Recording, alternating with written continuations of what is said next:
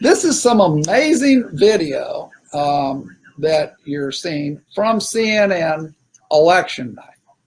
And I want to go back and show you a little bit about this clip. First, I want to explain what's happening in this clip. What's happening in this clip is this is the live feed from Clarity Elections coming through the Associated Desk or Decision Desk HQ. So this is the live feed. You're seeing the database that Clarity has as it gets updated with votes, okay? And right now, oh, and this little ribbon at the bottom, this is generated by CNN. And they update this a second after they get the update from Clarity up here. So let's just look. Right now, Andy Beshear, who is the guy that upset Matt Bevin, the governor at the time, Andy Beshear has 673,948 votes. That ties to what the ribbon from CNN says. Same thing with Matt Bevin, 662,235. 662,235. Now, let me take you through, and real quick, I'm going to run it again. You're going to see, if you're watching just this gold, you're going to see a flash update, and then this guy's face fills the page, and then I'm going to show you what you really missed. So here we go. Watch the gold. The update's coming. Boom, there it updates, and now here's this guy. Now let me show you what you missed. We're going to drag this back frame by frame.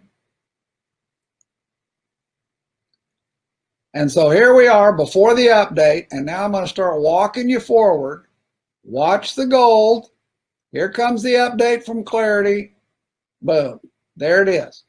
So now the update, Andy Beshear has 674,508 votes. And look down below, Andy Beshear had 673,948. They haven't had a chance to update the ribbon because this is in split seconds we're looking now. So Andy Beshear has just gained 560 votes. That makes sense. That's what happens as more votes come in, right? Let's look at Matt Bevin. He now has 661,675. But look down below. He did have 662,235 at the exact same second that Andy Beshear has gone up 560 votes. Matt Bevin has gone down 560 votes. This is vote switching in the computer. And by the way, between the 560 gain and 560 loss, you have just seen 25% of the loss amount of this race happen in front of your very eyes. I hope you will copy and share this video with everybody that you know for on November 3rd, 2020 election night on CNN's live feed of the election numbers as they were showing Pennsylvania.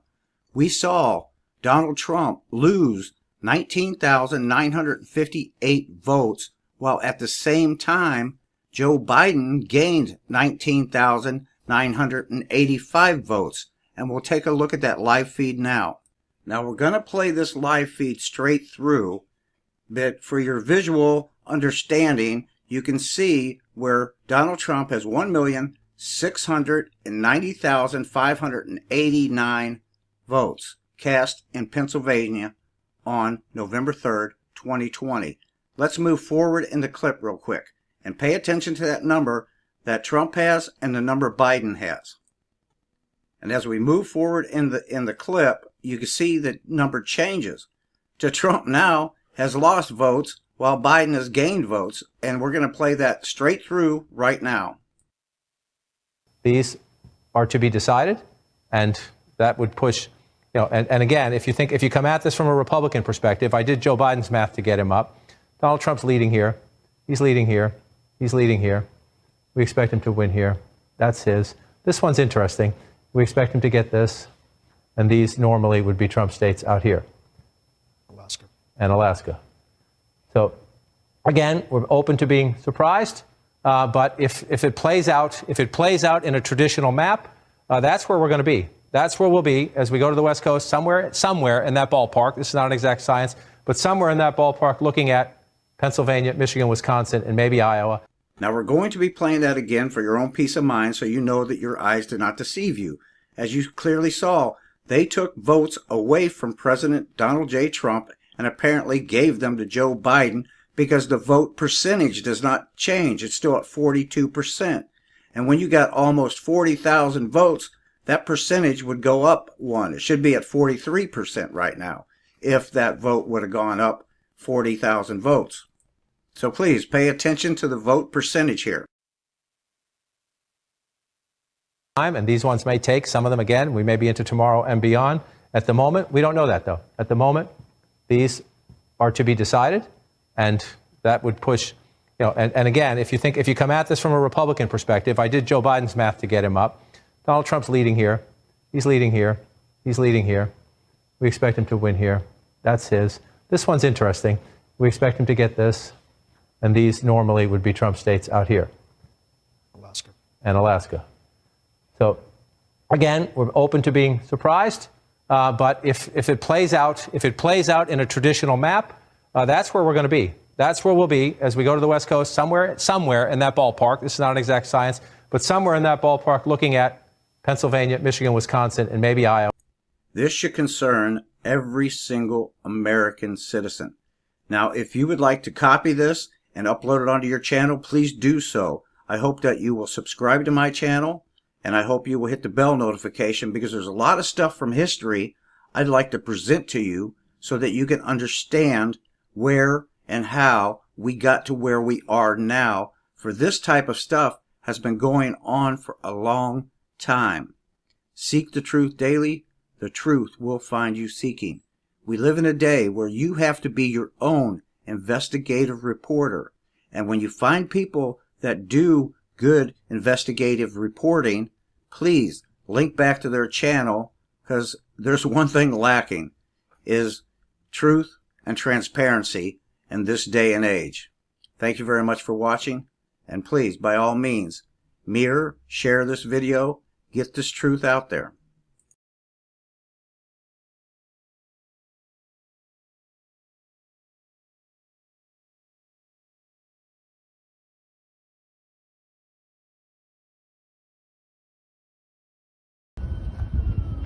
At this time, I'm asking Mr. Daniel Sims to allow these 19 people in so that they can assist with the counting, just as the Democrats are in counting. Now, Mr. Sims has said that there are COVID rules that he cannot break, and therefore he's not allowing these people in. If that is the case, let's take 10 or 12 or 15 Democrats out and let 10 or 12 or 15 or 19 Republicans in. These fine people have been on a rooftop in the sun. They are well behaved, well groomed, all cooperative and patient. And they merely want their opportunity to help count and watch the counting. And everyone in this country now knows that overnight 200,000 votes were suddenly appeared in the city of Detroit. That's a lot of counting.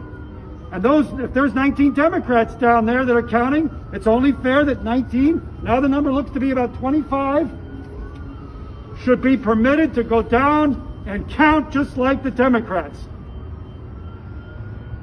So I'm asking you, Mr. Daniel Sims, please allow these Michigan residents to come in at this time. It's now 3:26 p.m. and many of them have been up here 2 hours. I called them. And I asked them to come up, and they took days out of their working schedule. They took a half day, a day, to assist with the democracy of this country. That's right. That's right. And now they're being told they got to wait on a rooftop because there are COVID rules, and it doesn't make sense. The building is acres and acres. They all have face masks, and if there's 15 or 20 Democrats, then 15 or 20 Republicans should be let in, alternately at least. They all have masks on. None of them appears to be sick, and nor have you asked them if they're sick. You could simply ask each one, do you have any COVID symptoms? No. Do any of you have any of you been with anyone in COVID, that has COVID in the past 24 hours? No. We were doing the same thing and we're all downstairs. Why are you having to wait outside? Well, You've been here longer than us. that's right, we have been. This group has been. They wouldn't let us in. They won't let us in. Now they put cardboard over the windows. They put cardboard over the windows? Well, the picture. All right. They will not let anybody in. Excuse me. So, Mr. Daniel Sims, 3 more people have just come in and said they are not being I allowed would like in. to propose that they take a head count, how many Democrats are counting versus how many Republicans, let's even that up. If there's 300 Democrats, there should be 300 Republicans counting. Then send some of your Democrats out. Not even down there. The attorney that was They've out here even already before said counted there's it. 180 Democrats. They still are not letting even independent people down. Republicans, Okay. and then another 135 from No clue how many people not are in there. neither party, Republican, which Democrat are not consists partisan. of We've watched people leave and they do not let anyone back in. So they should come out. They should come out. They should come out, and it should be Democrats versus Republicans counting. It should be an even tally. Don't you agree? Of course, of course. All right, I'm going to end this video now because I want to bring it down to the authorities. And I'm asking you one more time, Mr. Daniel Sims, please let these counters come in. Will you let them in? Can't. You can't. Why not? COVID capacity. What COVID capacity? What is capacity? That's not true. Can you at least radio again and ask your boss? Who told you not to disclose any I can't information? disclose any more information. Can you at least radio and ask again if anything I can't has disclose any changed? more information. Do- I'll be giving my instructions. Were you told not to let this particular group in? There's 3 people that can go in because us 3 are coming out, so 3 people can go in. How about that? He hasn't been doing that. No. Whoever comes out, he doesn't let people in. They're not keeping track of who's coming and going. Just like them in counting ballots, they're not keeping track. They have no clue how many people are in there and coming. They have no clue. There's more Democrats in there, I'm going to tell you right now, than Republicans. That's what we were told. Mr. Sims, you've mentioned COVID rules. Can you just tell us what COVID rules you're referring to? No comment. I'm asking you a third time. Will you let these people in? They've been sitting. That's the 3rd, 4th, or 5th time. Still, it was all the same answer. No comment. Again, there's 25 people up here on the roof of a building. Would you let them in? No comment. The Democrats I'm are ending not the letting video. us Republicans in, folks. Yeah, this is They're also I'm not here with letting Black any Voices for independents Trump. in. And they are not letting us in. They're not letting us in, folks. They say that Black lives matter, but Black votes don't matter. Because Trump is winning in Detroit. Yes, he is. And you guys are thwarting his efforts in Detroit. You're right. You're right, brother. You're right. Absolutely.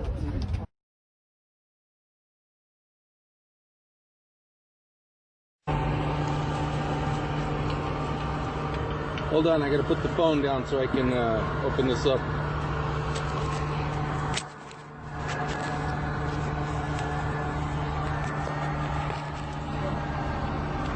Alright.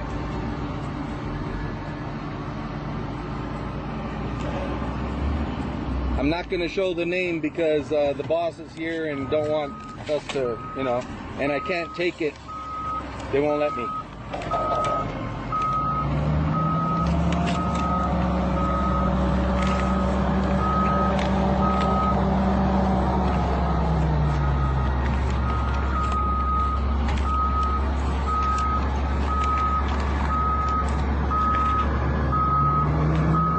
President Donald Trump, and not the only one we found in the trash.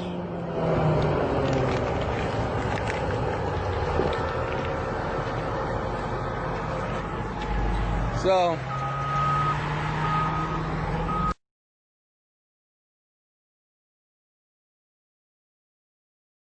I work at the vote ballots, which means we get your votes and we separate them.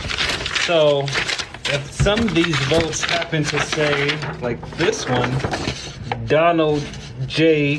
Dumb Trump, that one just don't make it towards the mayor. I can't wait until fact checkers try and debunk this video. The video of a fascist helping fascists destroy democracy and appoint a dictator to the presidency. The video you just watched is indisputable and shows the reality of what went on in this country during the mockery of democracy, aka the 2020 presidential elections. The man is a voting booth worker, and his specific job is to, as he says, separate mail-in ballots, votes once they come in. The only problem with that is the media has convinced half the country, or sheeple, I should say, that President Trump is a terrible person, and it's your duty to get that fascist out. Ironic, considering that exact ideology they're enforcing on these people is fascist ideology, similar to that of Joseph Stalin. But they know that the sheep don't think that deep. They know the sheep will do what they're told, just like this sheep did, and even recorded himself committing felony voter fraud because he's that brainwashed by the fake news media. If you think for a second this didn't go on all across the country, you're a fool. The majority of people in the United States are filled with hate. Hate for Donald Trump and hate for America, driven by the fake news media and communist journalists, posers. What we're seeing and what we've already seen is a total communist takeover. To add, the person who posted this video to Twitter had their account totally suspended. They did not violate any rules. They did not break any rules. They simply posted the video of an already public TikTok video. But since Jack Dorsey and the corporate hacks have been working to establish their communist agenda for years now, they are doing everything in their power to convince people voter fraud did not happen, and the sheep are happily swallowing their propaganda. You know how many comments I get saying debunked with a link to Snopes or fact-checked article? And I go to the article and wonder, do these people even read this article or just use the headline of this article to make their point? Because the articles are always empty. They have no facts, despite coming from a website dedicated to fact-checking. They're all speculative on a subject they did no research about, and on a video that literally just came out minutes ago.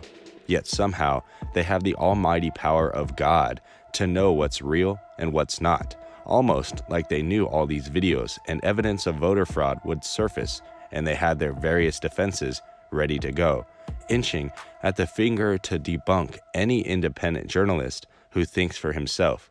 The Democratic Party and the people on the left are acting like a sleazy defense attorney right now, and we all can see it. Ballots? Yeah. I thought they collected them all. I just want to document. No, we're still collecting. How much? Wait, but how come they already called the state? Because these are mail-in ballots. Are there a ton in there? Yeah. All right, are you collecting from a lot of places? Yeah. All right, I'll just document. Thank you guys. Thank you. Are you guys official election guys?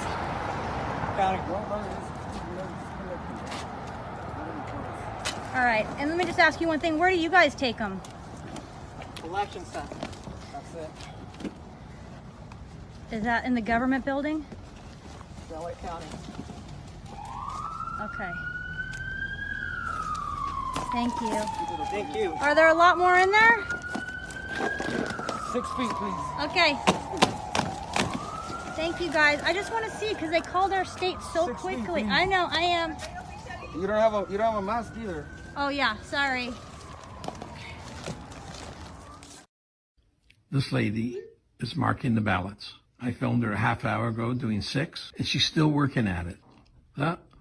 Let's stamp it, received, and let's fill in our 6 blanks, all at the top of the tickets on each one. 1, 2, 3, 4, 5, and there's a security guard right there who's watching her. The cops are in on it. Disgusting.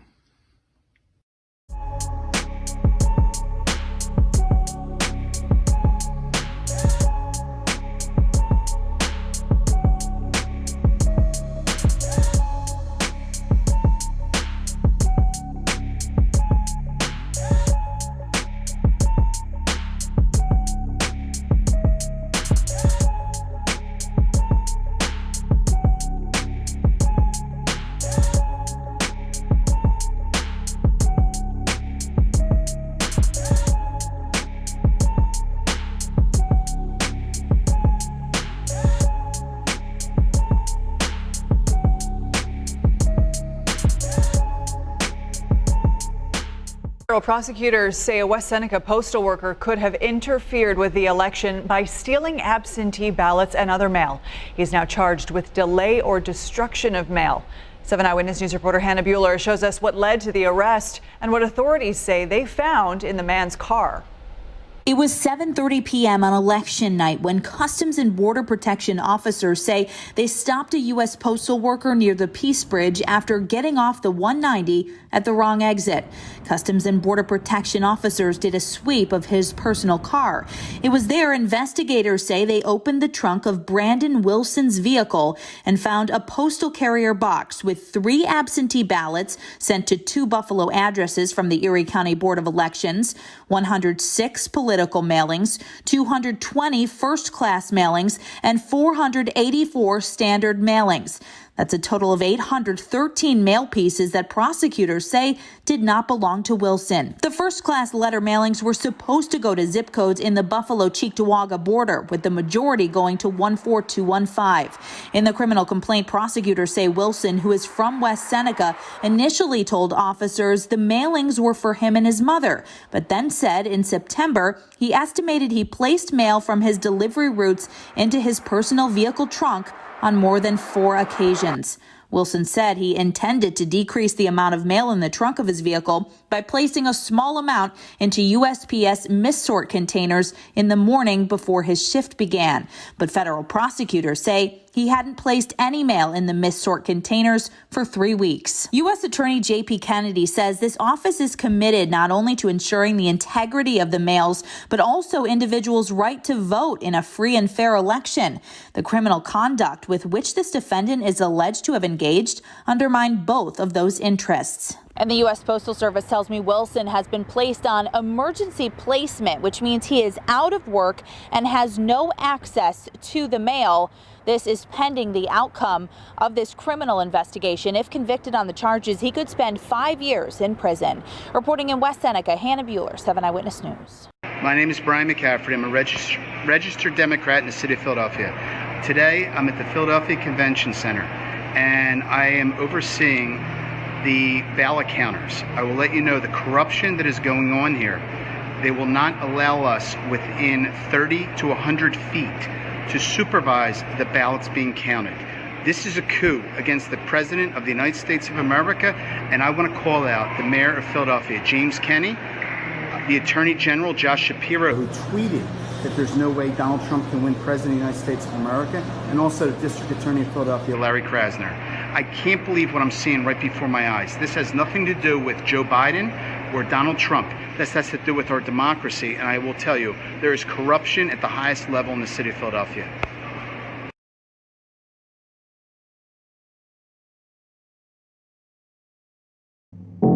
Your chairperson can issue him what type of ballot? A provisional envelope. Why?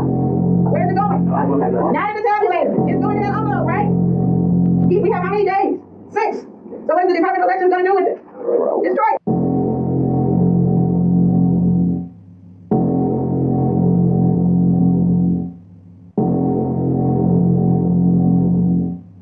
Challengers and poll watchers. They have to wear masks and they have to stay 6 feet. That's important because they can come behind your table. But if you don't have 6 feet, they can't come back there. Any questions? Exactly. They got really good views. So they not 6 feet. That's the rule, right? And you are entitled to your 6 feet. Is that coming? Yep, they're coming. They come. I don't know if they're coming to every precinct, but they're coming to many of them in the city. Yes, we have already got word. The state has already seen it. They're coming. And the basic thing they're going to challenge is what? Absentee ballot. That is correct. Yes. What if they're like challenging when they start yelling and kind of making a scene? 911. They got standards. They got conduct standards. They make a scene, get them out of there. No police on. Exactly. They got really 911. They make a scene, get them out of there. No police on.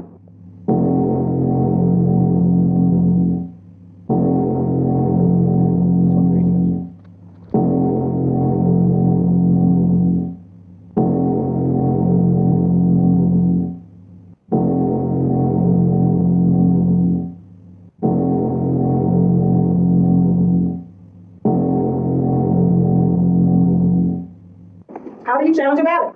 You take the ballot, you write in the under the barcode 2003, and you cover it with what kind of tape? Post-it. The post-it tape. But this time, you're going to put it in a secrecy sleeve, and Mr. Starks is going to go vote as normal. So his ballot is going through what? The tabulator.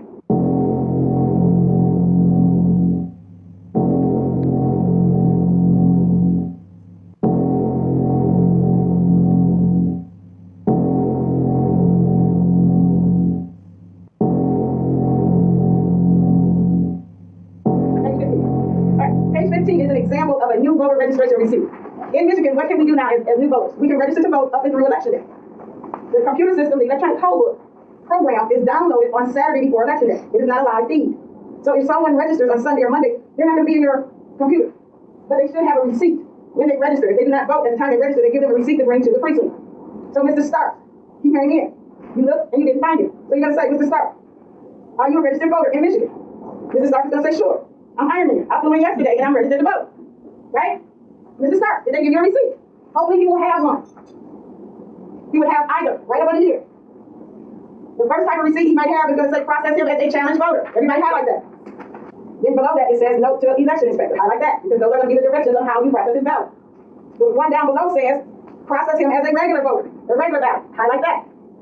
So there are two separate types of receipts. The first receipt is going to tell you to process him as a challenged voter. The second receipt will tell you to process him as a regular voter. They might have either one.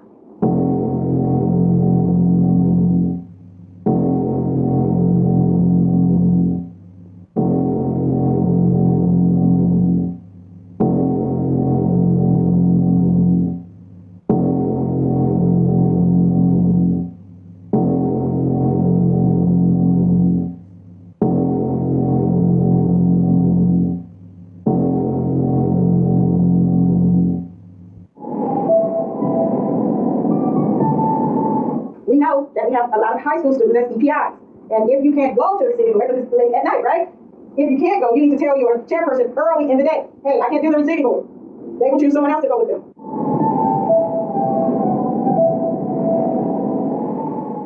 You actually make us $450 if you took this laptop to the receiving board. But I stress, this only happens if the EPIs are teenagers. A lot of our EPIs are teenagers in high school, and they think that the receiving board is 2 in the morning, so, they'll need someone to drop the laptop off. Because on election day, we'll have numbers of co-choosers like myself and the coordinators. But honestly speaking, it's only hard, get hold of them. Because it's going to be 10 people calling for a miss at the same time. What do you know about his name? Absentee ballot what? Sent and received. Do not what? Yes, show him a ballot. Mr. Allen, we have received your ballot. Thank you very much for voting. Would you like a voter sticker? Right? He's already voted. There's no reason for him to vote again. At all. Ever. That's it. He's done. But what if he gets what? Loud, rude. That's not me. I didn't vote. I don't want to vote. And just as a pure, right? What can you do? Your chairperson can issue him what type of ballot? A provisional envelope. Why? Where's it going? Not in the tabulator. It's going in that envelope, right? We have how many days? 6. So what is the Department of Elections going to do with it? Destroy it. So I'm in downtown Detroit at the TCF Center, which is in the heart of Detroit, in the heart of the D. And I had a couple of people reach out to me and say, could you do another Facebook Live and explain where you're at and why you're here? You can see behind me, that giant room behind me is where they are contesting ballots. So something that's very interesting that happened here in Detroit is, I just talked to a guy that's been here all night. They were ready to shut down the precinct. They had counted all the ballots. Everything was good. Everything went smoothly. And then it was at about 4 a.m. that 3 vehicles arrived. A van, a Chrysler 300, and a Ferrari with 130,000 plus ballots. He said he was astonished as they started counting the ballots. He was astonished that every single ballot, like literally 100% of that 130,000 ballots were all Biden ballots that hadn't been delivered to the precinct before the cutoff time. for this precinct. So obviously there's, that's just a big irregularity, something that points to large-scale voter fraud, and it literally is being contested by the President of the United States in a lawsuit right now for the state of Michigan. We literally have people that watched it happen. I talked to people that are here. They're like, what? 130,000 ballots that haven't been verified, that are just being taken in.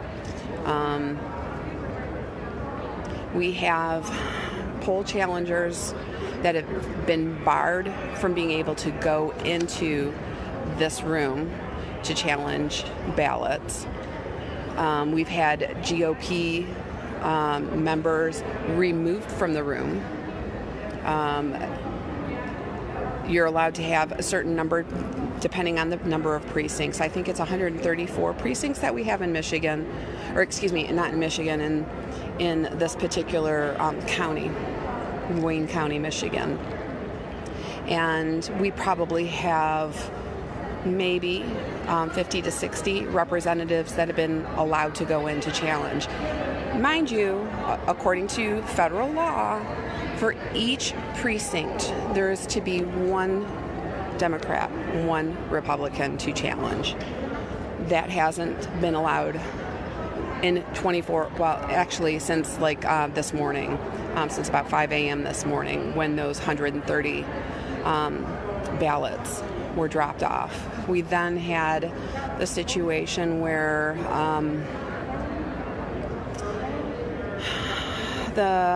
at one point that people here in Detroit who are poll challengers or poll watchers were being barred from the building based on an order from the governor and the Michigan Department of Health and Human Services,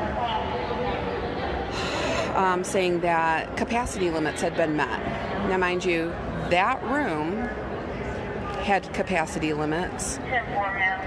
We didn't have the number of people that we were allowed to by law that we were supposed to have in the room.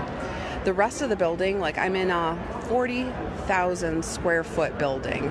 40,000, or is it 400,000 square feet? Very, very, very big. Cobo, it's the old Cobo Arena. And we're spread out all over. Like I can run down the hall naked. I'm not going to do that, don't worry. But I could and not be seen by anybody. I could pick a hall. That's how not populated it is. So that we have the Michigan Department of Health and Human Services treating this like it's any regular day, not a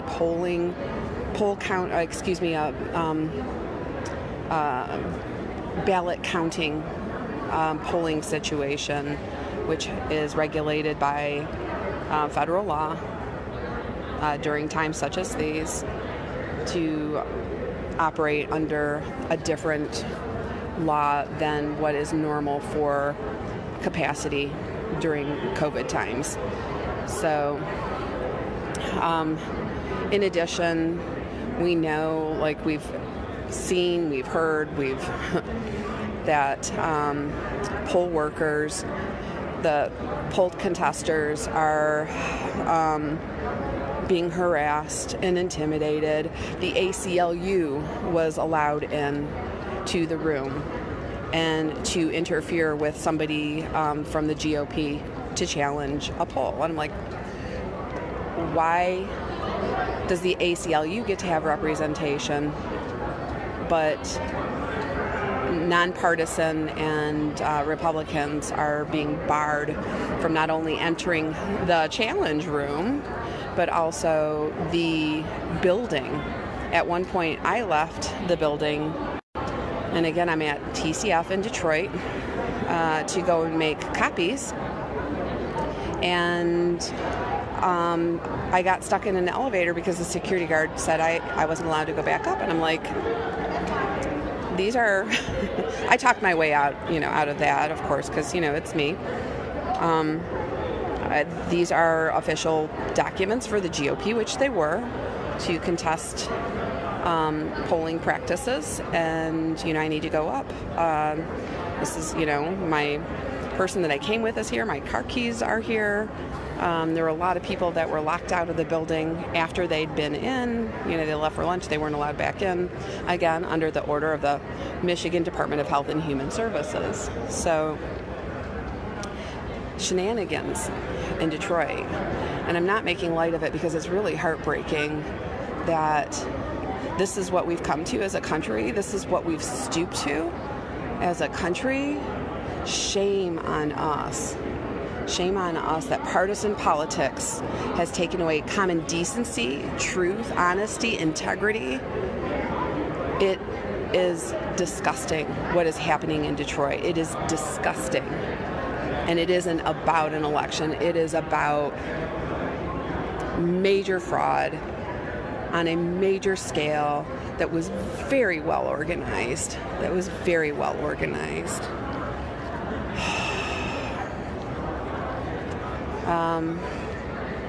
So I'm just going to reverse the angle on the camera so that you guys can kind of see what's going on. I'll get as close as I can without getting arrested. So what you have here is, and they put up a bunch of signs to block too. So this is where all the GOP people that are waiting to get into the room are standing. They just a few minutes ago let in 5 people, but no more than 5 people. And we know that we're down probably 50 people in there. So it's been very interesting. Detroit Police Department is representing.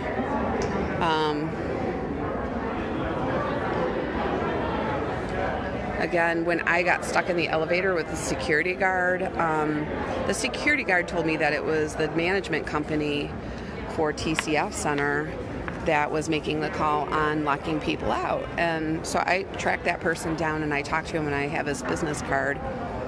And he's like, no, it wasn't us. He's like, I don't know where that would be coming from. Michigan Department of Health and Human Services was also here, and I chased him down. And I talked to him, and he's like, well, I don't know voting laws. And I'm like, well, why are you here trying to regulate? Because this is a voting situation. This is a poll counting location. This is not business as usual. Why are you even here? And he's like, well, I'm calling my supervisor, and I will, I'm waiting for direction from my supervisor. Okay, so I'm Gemma, as everybody on my group knows, and I was just shopping in a unknown hardware store, and I happened to run into the lovely, was it Alyssa? Yeah, it's Alyssa, and I happened to tell her my vote hasn't been counted. And what did you just tell me? My dog voted in the 2020 election. And how did you find this out? I got an email that now won't open because the server is down, apparently. So now she has her microchip number as her social security. I went to the voting place, looked under her name and everything, told them her social security number. All of her vet records are gone now, and she had already voted. And can you tell everybody a little bit about why your dog would be registered to vote? She is a service dog, correct? She's registered service dog through the Santa Cruz County Police Department and Cabrillo. And so now she's been labeled a human. Yeah. And so her dog, because she's a student. So her dog was, because her dog is a service dog and was listed as a student at Cabrillo College, correct? Yeah. Her dog was listed as a human, registered to vote. So you called them, right? Or you contacted them that your dog got a voter registration, and they said, what did they say? They said that she had already voted. So your 2.5-year-old Labrador mix had already voted. Yeah. Who'd she vote for? I am not sure. She better vote for Trump. I am really not sure who she voted for, but yeah, it was listed as a mail-in. I had a little trouble finding her through the voter registration because I didn't know the birth date they gave her. Oh my God. This is just... So I had to look under social security number. And how old did they have her listed as? She was just 18. So she was listed as 18. What's her actual age in dog years? She's in dog years. So 2.5, right? She's well, about, I don't mean dog years, but like if you took your dog to the vet and they asked you how old's your dog, how old would they say? She was born 2017. Okay, so she's yeah. So she's 2.5 to 3 years old. Yeah. They have her registered as an 18-year-old college student at Cabrillo who voted. Under Maggie Magoo Vela. Maggie Magoo Vela. Your dog voted. Yeah. So they registered your dog to vote. Yeah. They voted too through a mail. So that my vote hasn't even been counted, and your dog hasn't been counted either. And you're telling. Okay, so my vote hasn't been counted, your vote hasn't been counted, but your dog was able to vote and it's registered. Yeah, hers went through. This is awesome! Okay, so if this is not fraud, Maggie Magoo Vela, your dog's name is Maggie Vela, and she voted for President of the United States for the 2020 election between Donald Trump and Joe Biden. Okay, well, I think that says enough. I'm going to wrap it up. Thank you for your time. All right.